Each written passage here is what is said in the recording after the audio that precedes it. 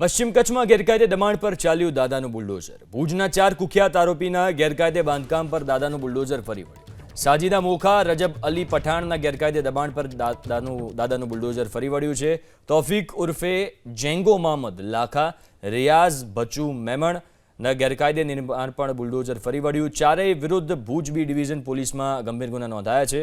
ચુસ્ત પોલીસ બંદોબસ્ત વચ્ચે ગેરકાયદે નિર્માણ પર બુલડોઝર ફરી વળ્યું.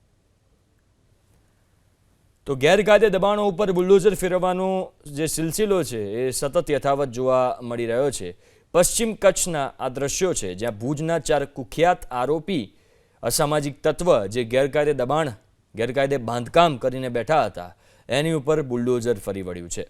સાજીદા મોખા, રજબ અલી પઠાણના ગેરકાયદે દબાણો પર બુલડોઝર ફરી વળ્યું. તોફિક ઉર્ફે જેંગો મહમદ અને લાખા, રિયાઝ બચુ મેમણ સહિતના જે અસામાજિક તત્વો છે જેમણે સરકારી જમીન કે અન્ય કોઈ વ્યક્તિની જમીન પચાવી પાડી હતી, ખાસ કરીને સરકારી જમીન પચાવી પાડી હતી, એની ઉપરનું જે દબાણ કરવામાં આવ્યું હતું એને તોડી પાડવામાં આવ્યું છે.